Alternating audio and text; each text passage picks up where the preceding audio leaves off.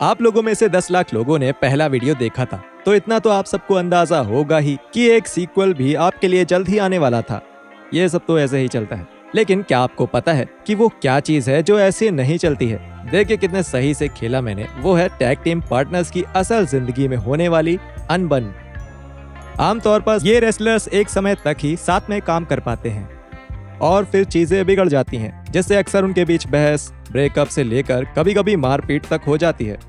मैं हूं Adam पचीटी कल्टहॉलिक wrestling से, और ये हैं 10 और ऐसी प्रो रेसलिंग टैग टीम्स जिनकी असल जिंदगी में एक दूसरे से बिल्कुल नहीं बनती थी। टॉम कैम्पबेल, मुझे तुमसे नफरत है। शुरू करते हैं।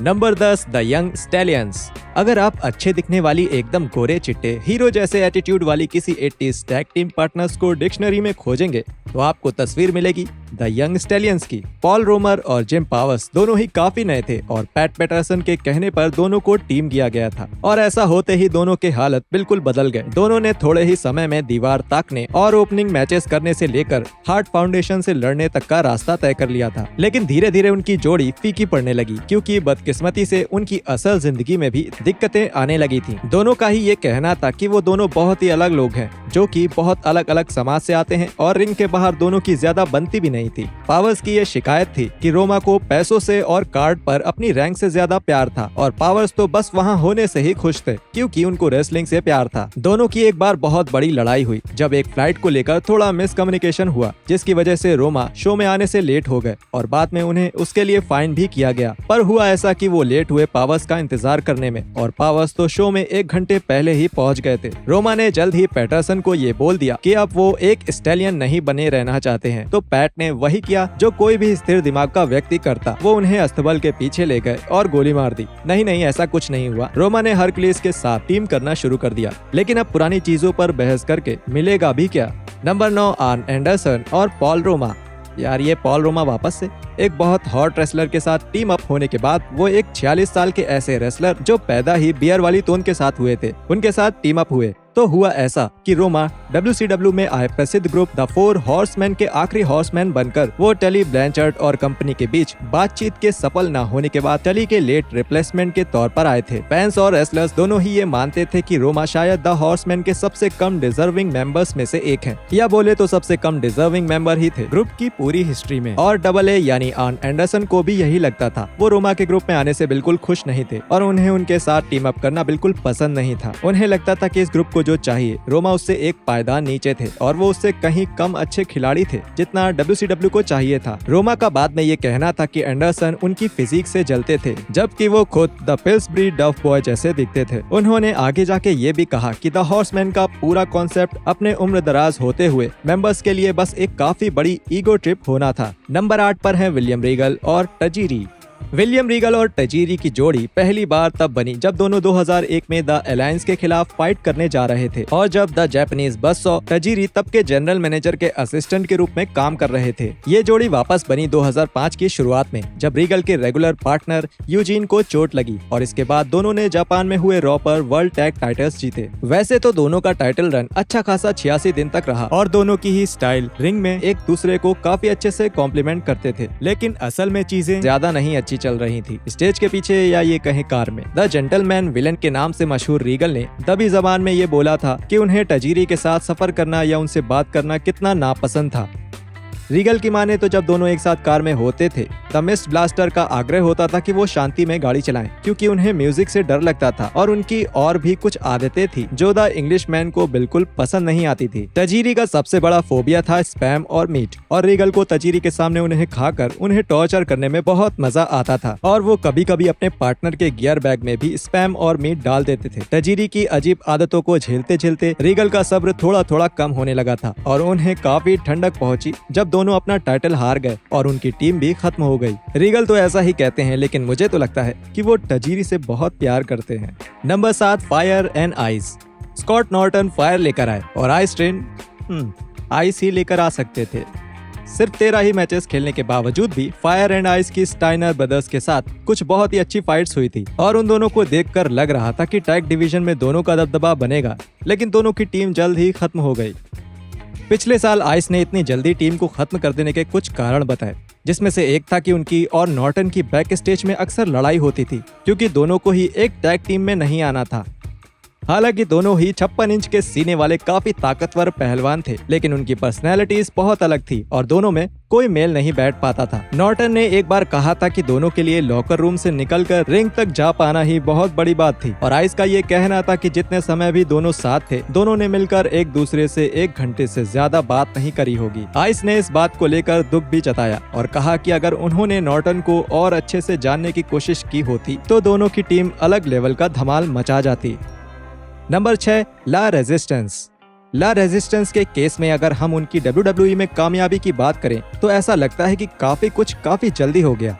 उनकी टीम ने अपने टेलीवाइज्ड इन रिंग डेब्यूट के 1 महीने बाद ही वर्ल्ड टैग टीम टाइटल जीत लिया और इसके बाद उन्हें डडली बॉयज के साथ एक राइवलरी में डाल दिया गया। रेने ड्यूप्री उस समय काफी जवान व्यक्ति थे। वो उस समय तक कंपनी के इतिहास में चैंपियनशिप बेल्ट जीतने वाले सबसे जवान व्यक्ति थे, जब तक कंपनी ने एक असल बच्चे को ही बेल्ट नहीं पहना दी। वो एक सेकंड जनरेशन रेसलर थे। उनके पिता एक रेसलर और प्रमोटर थे और रेने बिजनेस के इर्द गिर्द ही बड़े हुए थे, तो इसलिए जब तक वो रोस्टर तक पहुँचे वो एक एक्सपीरियंस्ड खिलाड़ी बन चुके थे। लेकिन सिल्वैन ग्रेनियर को इस बिजनेस की बिल्कुल भी समझ नहीं थी और वो बिल्कुल ही नौसिखिए थे, और इसी अंतर की वजह से बैक स्टेज दोनों के बीच में काफी बहस होती थी और कभी कभी हालात ऐसे होते थे कि स्टेज के पीछे बाकी लड़कों से भी लड़ाई हो जाती थी। स्लाई ने बाद में कहा कि वो खुद को रेसलिंग में संभाल लेते थे, लेकिन ड्यूप्री असल दुनिया के लिए बिल्कुल भी तैयार नहीं थे। स्लाई को अपने पार्टनर को बेबी सिट करना बिल्कुल भी रास नहीं आया और दोनों तब खुश हो गए जब ड्यूप्री ने सोलो जाने का निर्णय लिया और रॉब कॉनवे सिल्वेस्टर के फुल टाइम पार्टनर बन गए। आगे जाकर हालांकि दोनों फ्रेंच कैनेडियंस ने अपने बीच चीजें ठीक कर ली। Number 5, the blade runners.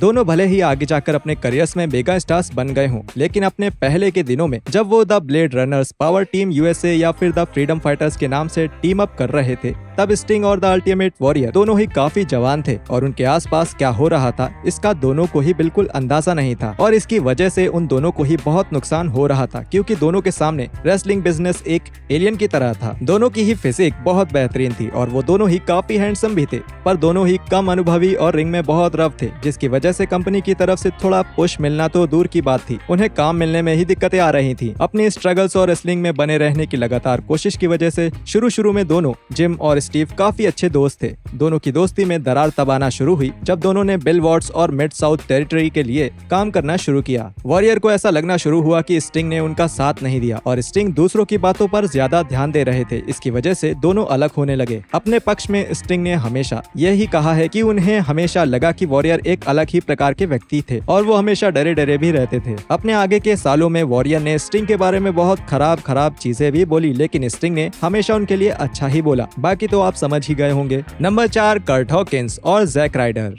अच्छा देखो, मुझे तो ऐसा लगता है कि दोनों असल जिंदगी में BFFs हैं। ऐसे ही बोलते हैं ना आजकल के बच्चे। लेकिन जब दोनों एक दूसरे से पहली बार मिले थे, दोनों के बीच इतनी दोस्ती नहीं थी। दोनों एक दूसरे से तब मिले जब दोनों ही न्यूयॉर्क के एक ही रेसलिंग स्कूल में ट्रेन कर रहे थे, और अगर राइडर की माने तो दोनों के बीच में तुरंत ही अनबन शुरू हो गई थी क्योंकि दोनों ही बहुत ही कम्पेटिटिव थे। और दिक्कत ये भी थी कि दोनों एक जैसे दिखते थे, दोनों ही एक उम्र के थे, उनका बॉडी टाइप भी एक ही था और दोनों का रेसलिंग के लिए पैशन भी एक जैसा ही था। दोनों के बीच में दोस्ती तब तक नहीं हुई जब तक किसी ने ये नहीं कहा कि ये दोनों जब इतने ज्यादा एक जैसे हैं तो क्यों ना इन दोनों को टीम अप कर दिया जाए। दोनों ही एक साथ टीम अप नहीं होना चाहते थे, तो शुरू में चीजें थोड़ी खराब रहीं, लेकिन फिर आगे जाकर दोनों के ही बीच में रेसलिंग और एक्शन फिगर्स को लेकर एक बहुत गहरी दोस्ती हुई जो आज तक कायम है। इस फैक्ट के बावजूद कि आगे चल के दोनों केवल अपने सिंगल करियर्स पे ही फोकस करेंगे। नंबर 3 पर हैं बफ बैगवेल और स्कॉट स्टाइनर। अब टैग टीम पार्टनर्स और दोस्तों के बीच में लड़ाई होने के काफी कारण हो सकते हैं, लेकिन एक टैग टीम के पार्टनर्स में आपस में कौन कितनी बॉडी बिल्डिंग कर सकता है, इसको लेके लड़ाई होना सबसे अजीब और सबसे प्रो रेसलिंग चीज है। बफ बैगवेल और स्कॉट स्टाइनर ने तब टीम अप करना शुरू किया जब दोनों 1999 की शुरुआत में NWO एलीट के मेंबर थे। दोनों ने साथ में कुछ ही मैचेस खेले, लेकिन दोनों ही टीवी पर काफी एंटरटेनमेंट करते थे, जिसमें से ज्यादातर समय वो बैक स्टेज सेगमेंट्स हुआ करते थे या इन रिंग प्रोमोज। दोनों ही अपनी बॉडी को बहुत सीरियसली लेते थे और अपनी बॉडी को बनाए रखने के लिए काफी तगड़ी ट्रेनिंग करते थे, पर असल सवाल तो ये था कि किसकी बॉडी ज्यादा बेहतर थी, और ये सवाल लॉकर रूम में मौजूद सारे चुगलखोर पूछते थे। इससे द बिग बैड बूटी डैडी को थोड़ी और चिढ़ होनी शुरू हुई। वो पहले से ही बफ की पर्सनैलिटी, उनकी घंटों तक चलने वाली ग्रूमिंग और बेकार की बातों से बिल्कुल त्रस्त थे। जब फ्रीक्सिला के बोलने पर ये टीम टूटी तो उसके बाद स्कॉट जाकर एक प्रोमो में बफ के पूर्व में स्ट्रिपर होने का मजाक भी उड़ाया। जब दोनों आपस में रिंग में भिड़े तब स्कॉट ने अपना पूरा बदला ले लिया और बफ डैडी के चेहरे पर निशान भी छोड़ दिए। उन्हें कैसा लगा था ये बताने के लिए। Number 2, the black hearts. The black hearts अचानक से बनी एक टीम थी जिसमें डेविड हीथ जो कि अभी गैंग्रेल नहीं बने थे और उनके साथ स्ट्रगल कर रहे टॉम नैश थे, जो तब बनी जब दोनों ही मायामी फ्लोरिडा से कनाडा के कैलगरी तक ड्राइव करके स्टीव हार्ट के स्टैम्पीड रेसलिंग में रेसल करने जा रहे थे। एपोकैलिप्स और डिस्ट्रक्शन स्टोरी लाइन में स्टीव के नाजायज बच्चे थे और ये आइडिया था स्टीव के असली बेटे और स्टैम्पीड के एक बुकर ब्रूस का। इन दोनों ने स्टैम्पीड में ठीक ठाक किया और इसके बाद दोनों काफी जगह गए, जैसे कि all Japan, the land of the rising sun के अपने टूर के समय नैश ने काफी पुराने खिलाड़ियों को गुस्सा दिलाया, जिसमें से एक स्टैन हैंसन भी थे। उनकी इरिटेटिंग पर्सनैलिटी की वजह से द लैरियाट ने उनको रिंग में जाने से बैन कर दिया और इसकी वजह से द ब्लैक हार्ट्स को कुछ समय के लिए द जायंट बार्बर के लिए काम करना बंद करना पड़ा। इससे हीथ को काफी बुरा लगा, लेकिन चीजें सबसे ज्यादा तब खराब हुई जब हीथ और नैश की उस समय की पत्नी ल्यूना वैशॉन के बीच में एक अफेयर हुआ। नैश को तो पहले से ही दोनों पर शक था और जब नैश ने दोनों को रंगे हाथ पकड़ लिया तो नैश और हीथ के बीच एक लड़ाई हुई जिसमें हीथ जीत गए। इससे दोनों की टीम टूट गई और नैश ने एक दूसरे रेसलर डेव जॉनसन को ब्लैक हार्ट डिवास्टेशन के तौर पर चुन लिया। नंबर 1, एक्सेल और Ian Rotten. Brian Axel Rotten Knighton ने जॉन इयान रॉटन विलियम्स को 90 के दशक के पहले भाग में ट्रेन किया, उनको बिजनेस के बारे में सिखाया और उनको अपने स्क्रीन के ब्रदर के तौर पर भी खेलने दिया। दोनों ने ही इंडी रेसलिंग में एक भाइयों की टैग टीम बनाई जिसका नाम था द बैड ब्रीड। 90 के दशक में उनको अपनी सबसे बड़ी सफलता मिली ECW में, लेकिन दोनों को टीम के तौर पर खेले गए मैचेस से ज्यादा उनके एक दूसरे के प्रतिद्वंदी के तौर पे खेले गए मैचेस के लिए लोग उन्हें ज्यादा जानते हैं। द रॉटन्स द पिटबुल से सन 95 के पहले हिस्से में एक losing team must split up match हार गए और फिर उन दोनों ने ही एक दूसरे को काफी मैचेस में जमकर मारा, कई खतरनाक रूल्स वाले मैचेस में, और इसमें शामिल था बदनाम टाइप ए डेथ मैच जहां दोनों आदमियों के हाथों पर कांच के टुकड़े सुपर ग्लू किए गए थे। हालांकि दोनों ही एक साथ काम करते रहे, लेकिन इस समय पर यह कहा जाने लगा था कि दोनों अब एक दूसरे के बिल्कुल भी करीब नहीं थे और कुछ बिहाइंड द सीन्स इश्यूज की वजह से एक साथ टीम भी नहीं करना चाहते थे। आगे के सालों में वो फिर से मिले, लेकिन वो ज्यादातर ईएन के IWA के मिड साउथ प्रमोशन के समय पर ही थे। दोनों के बीच में अभी भी कुछ अच्छा नहीं था और एक 2010 के शूट इंटरव्यू में एक्सेल ने अपने पुराने पार्टनर के लिए ये बोला कि रेसलिंग में जो कुछ भी गलत हो रहा है वो उसका प्रतीक है। शुक्र है कि दोनों ने एक्सेल के 2014 में गुजर जाने से पहले अपने बीच चीजें ठीक कर ली थी।